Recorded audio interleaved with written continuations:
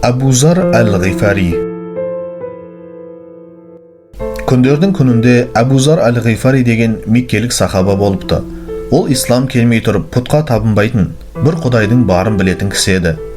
Кейін адамзаттың асыл тәжі Мұхаммед саллаллаху алейхи вассалам пайғамбар келгенде, оның бір құдайдың жолына шақырғанын естіп, ойланбастан исламды қабылдайды. Кейбір деректер ол алғашында исламды 4-ші немесе 5-ші болып қабылдағандардың бірі делінеді. Ол пайғамбар саллаллаху алейхи вассаламмен бірге Бәдір, Ухуд сынды көптеген шайқастарға белсенді қатысқан. Кейін Омар ибн Хаттаб Құдысты ашқан уақытты көзімен көрген ардақты сахабалардың қатарында болған.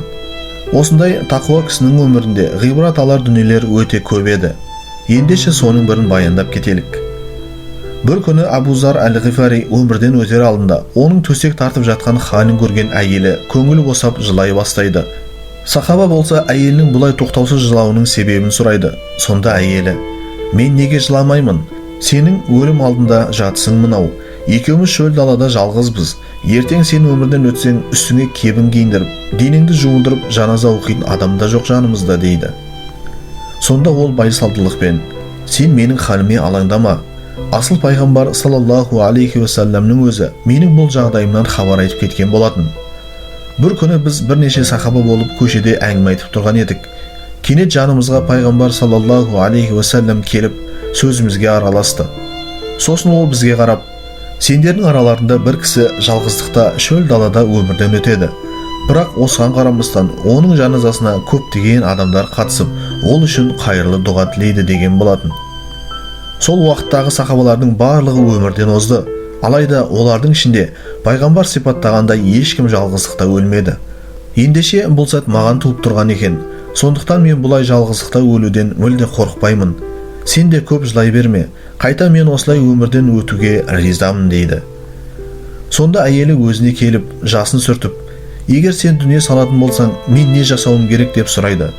Сонда Abu Zar al-Ghifari: "Егер мен өлсем, денемді ал да керуендер жүретін жолға қоя сал. Қара да тұр, менің жаназамды ең беделді сахабалар мен мыңдаған адамдар оқиды" дейді.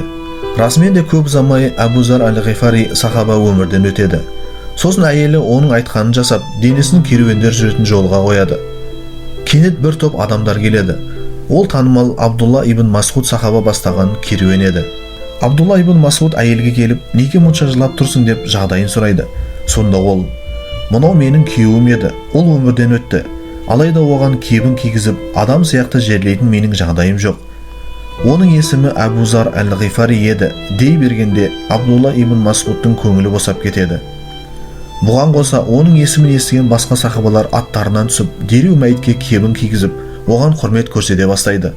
Сол уақытта Абдулла ибн Масғуд өзіне келіп, барлығы сапқа тұрып жаназа оқып, оның денесін алып Абдулла ибн Масғуд өз қолымен қабірге қояды. Кейін сахабалар жиналып Abu Zar al-Ghifaридің жақсы қасиеттерін еске алып былай дейді: "Бір күні Табук шайқасына мұсылмандар жолға шығып кеткенде, олардың арттарынан жетемін деп Abu Zar al-Ghifari мінерге аты болмағандықтан жаяу жолға шығады. Содан күннің ыстығы демей әйтеуір кешігіп мұсылмандардың атынан жетеді. Оның сапардан шаршаған, әбден әбіржеген халін көрген асыл пайғамбар саллаллаху алейхи вассалам оған қарап: "Аллах тағала Abu Zar al-Ghifaриді рахымына бөлесін. Ол бұл жалғанда жалғыз өмір сүреді, әрі жалғыз дүниеден өтеді, және ақыретте жалғыз өзі ерекше құрметпен тіріледі" деген еді. Ендеше міне Аллах елшісінің айтқаны жүзеге асты деп барлығы бірдей оны жоқтаған екен.